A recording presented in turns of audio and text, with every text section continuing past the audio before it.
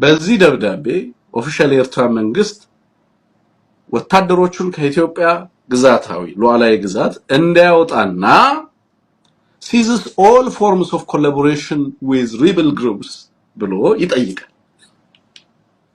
ከሌሎች ከታጠቁ ኃይሎች ጋር የሚያደርገውን ትብብር በአስቸኳይ እንዲያቆም እንጠይቃለን ይላል። ናው ተመሳሳይ ጥያቄ ይሄንን አገዛዝ እንጠይቃለን። እናንተስ ሀገር ውስጥ የምታስታጥቁትን ኃይል አሁን የኤርትራ መንግስት ከሌሎች ኃይሎች ጋር በቀጥታ በኦፊሻሊ የሚደግፈው የኤርትራ መንግስት ኃይል አለ። ኡጉጉሙ የሚባል የአፋር ኃይል አለ እኔም ማውቀው። ከዛ ውጪ ያሉ ኃይሎች የኤርትራ መንግስት ይደገፉ አይደገፉ ክስ ነው ካገዛዙ ምሰማው። በተጨባጭ ግን መረጃ የለኝም። ግን ደግሞ የኤርትራ መንግስት ኢትዮጵያ ውስጥ ያሉ ኃይሎችን ካልደገፈ እስካሁን በጣም አሳዛኝ ነው የሚሆን። ምክንያቱም ዛቻው ፕሮፓጋንዳው ኢትዮጵያ ውስጥ ያሉ ህዝቦችን ተሻግሮ በየለቱ የኤርትራን ህዝብ ሰላምና ደህንነት አደጋ ውስጥ የከተተ እንደሆነ ግልጽ ነው። እስከዛሬ ድረስ የቀጠናው ላይ ያሉ ሀገራት ይህንን አገዛዝ አይናቸውን ገልጠው አለመታገላቸው በኢትዮጵያ ውስጥ እየደረሰ ላለው ጥፋትም ሆነ በቀጠናው ላይ ቀጥሎ ለሚመጣው ጥፋት በአንድም በሌላ መልኩ ድጋፍ እያደረጉ ነው ብዬ ነው የማምነው። this ኢትዮጵያ ውስጥ ያለው ሪጅን ሰርቫይቭ ካደረገ የምስራቅ አፍሪካ ቀጠና ለአንዲት ቀን ከጦርነት ነፃ የሚሆንበት እድል የለም። ምክንያቱም ምንድነው ያለው አብይ አህመድ ከእያንዳንዱ ጦርነት ኦፖርቹኒቲዎችን ማውጣት አለብን ብሎ ጦርነትን የሱ ስርዓት ማስቀጠያ የሪጅን ሰርቫይቫል ስትራቴጂ አድርጎ የሚከተል አገዛዝ ነው። this is the most dangerous policy በምስራቅ አፍሪካ ላይ ከተነሱ መንግስታት ሁሉ በታሪክ ከታዩት በዚህ ደረጃ ዛያድ ባሬ በዚህ ደረጃ እብዳል ነበር። ጦርነትን እንደ ስትራቴጂክ እንትን አይኖ ዛያድ ባሬ ኩባ በነበሩበት የመን በነበረ አንድ ስብሰባ ላይ ሰናዓ ላይ በነበረ ስብሰባ ላይ የኢትዮጵያ ዴሌጌሽን የየመን ዴሌጌሽን እና የኩባ ዴሌጌሽን በነበረበት መድረክ ላይ የኢትዮጵያ መንግስት ጅቡቲን በተመለከተ ያራምድ የነበረውን አቋም መሰረዙን ግልጽ አደረገ። እዛው እነ መንግስቱ ኃይለማርያም ነበሩ በዛ ስብሰባ ላይና ካስትሮም ነበር።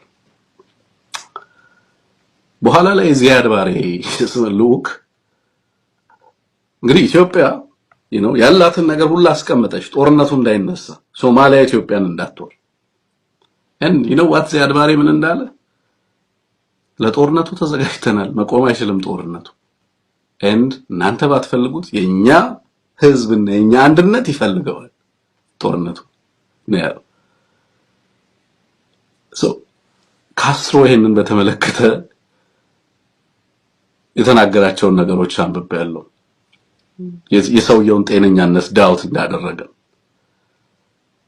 ኢትዮጵያ ውስጥ በአደባባይ እኔ አይደለሁም ያልኩት ኦፊሻሊ ህዝብ በተሰበሰበበት በአደባባይ ወጥቶ ከእያንዳንዱ የኢትዮጵያ ህዝብ እንዲያስብበት ጠይቃለሁ ብሎ ህዝብን ጠይቆ እስከዛሬ ሰላም በነበረ ጊዜ ምን አተረፍን? ዓለም ሰላም በነበረችበት ጊዜ እናንተም አስቡበት ብሎ ህዝብን ሁላ እንዲያስብበት ህዝቡ ጦርነት ላይ ያለውን አቋም እንዲቀይር ህዝቡን ለማግባባት የሞከረ ብቸኛው ግለሰብ ያየሁት አብይ አህመድ ነው። ስርዓቱ ጦርነትን የፖለቲካ ያለመግባባቶች የሚፈጥሩት አንድ ፖለቲካ ፒትፎል አንድ ስብራት አድርጎ አይደለም የሚቆጥረው።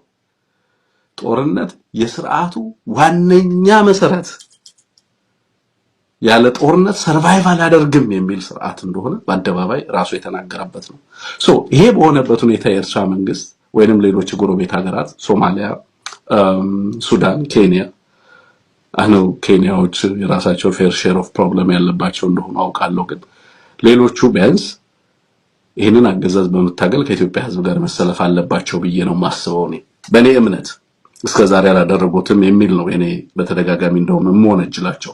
ኤኒዌይ አካባቢያችን ጥሎ ይውጣ የኢትዮጵያ ሉዓላዊ ግዛት ጥሎ ይውጣ ይላል ደብዳቤው። ይውጣ ብቻ ሳይሆን ግን በአስቸኳይ ከአማራዎችና ከትግራዮች ጋር የምታደርጉትን ትብብር አቁሙ። ከአፋሮች ጋር፣ ከአማራዎች ጋር፣ ከትግራዮች ጋር፣ ከኦሮሞዎች ጋር፣ ከሌሎችም የታጠቁ ኃይሎች ጋር ትብብር ካላችሁ ትብብራችሁን አቁሙ። ሪቤል ግሩፕስ የሚላቸውን አውቆ በደፈናው ነው የተወው። በደፈናው ነው የተወው። ምክንያቱም ከማን ጋር እንደሚገናኙ ተጨባጭ መረጃ የለውም። ስለዚህ መረጃ ስለሌለው ይሄ ሪፈር የሚያደርገው የትኛውን ግሩፕ አንደኛ ኢትዮጵያ ውስጥ ሪቤል ግሩፕ የለም። ትላንትና ፋኖ ግልጽ አድርጓል ዓለም አቀፍ ሚዲያዎች። አፋብን ሪቤል ግሩፕ አይደለም። አፋብን ህዝቡን ከጥፋት ለመታደግ እየታገለ ያለ የአማራ ህዝብ እያደረገ ያለው ሰርቫይቫል ዋር ነው። ህዝቡ ነው እየታገለ ያለው። ሪቤል የሚባል የተለየ ፖለቲካ አንጃ የለም። የኢትዮጵያ ነባራዊ ሁኔታ እሱ አይደለም፣ ሐሰት ነው። ራሳችሁን ነው እንጂ የምታታልሉት፣ እውነታው እሱ አይደለም። የምትረሽኗቸውም የምትገሉትም ኢንተርኔት ያጠፋችሁት ለሪቤል ግሩፕ አይደለም። ይሄን ሁሉ ስልክ የቆረጣችሁት መገናኛ እንዳይኖር ያደረጋችሁት መብራት ያጠፋችሁት ሪቤል ግሩፕ አይደለም። ይሄን ሁሉ አውሮፕላን የምትጠቀሙት ሪቤል ግሩፕ ላይ አይደለም፣ ህዝብ ላይ ነው። ያ ሁሉ ድሮን በየቀኑ የምታሳዩት ድሮን የምትጠቀሙት ህዝብ ላይ ነው። ባለቤት አለው ያ ህዝብ፣ ወገን አለው ያ ህዝብ። ስለዚህ እንድንገድላቸው ፍቀዱልን ከነዚህ ኃይሎች ጋር ይወላችሁ። ኢቨን ቴሪቶሪው አይደለም ጥያቄያቸው። ዋናው እንግዲህ ሁለቱ ፓራግራፍ ከሶስቱ ፓራግራፍ ሁለቱ ፓራግራፍ ስለዚህ ነው የሚያወራው። ናው ማሪታይም የሚባለው የአሰብ ጉዳይ የሚመጣው የትኛው ላይ ነው? የመጨረሻው ፓራግራፍ ላይ ነው የሚመጣው። ከዚህ በፊት ምን ብያችኋለሁ? አብይ አህመድ ከኤርትራ መንግስትም ሆነ ከሌሎች ቀጠናው ላይ ካሉ ኃይሎች ጋር የሚተራመሰው ኢትዮጵያ ማሪታይም አክሰስ ያስፈልጋታል ብሎ በዚህ ሰዓት ኤክስፖርት አስጨንቆት ወይ ኢምፖርት አስጨንቆት አይደለም። በዋናነት የአማራን ህዝብ ነጥሎ የትግራይን ህዝብ ነጥሎ ለማጥፋት እንዲመቸው ጎረቤት ሀገራት ሁሉ ከሱ ጋር እንዲሰለፉ ደጋግሞ ያቀረበላቸውን ጥያቄዎች የጎረቤት ሀገራት outright rejection በቀጥታ አንቀበልህም፣ መሬት እሰጣለሁ ብሎ ተደራድሮ ውሰዱ አልፋሽጋን ብሎ ሱዳኖች እንዲወጉለት ጠይቆ ሱዳኖች የራሳቸው ጦርነት መጣ። ሌሎችም አካላትን ኤርትራን ጨምሮ አማራን በመውጋት ሂደት ውስጥ እንዲተባበሩት ጠይቋል። በተደጋጋሚ የጠየቀው እነሱም በተደጋጋሚ ተናግረዋል። አሁንም እየጠየቀ ያለው ምንድነው? አሁንም እየጠየቀ ያለው ከነዚህ ኃይሎች ጋር የምታደርጉትን ግንኙነት በአስቸኳይ እንድታቆሙ ድጋፋችሁን እንድታቆሙ ነው የሚለው። now for more than half a century ላለፉት 50 ዓመታት እና ከዛም በላይ በሁለቱ ሀገራት መካከል ያለው ግንኙነት በጦርነት እና በግጭት የተሞላ እንደሆነ ይገልጻል ደብዳቤው። so we believe it is possible to break ይሄንን cycle of violence ለመስበር የሚያስችል ሁኔታ እንዳለ እናምናለን ይላል።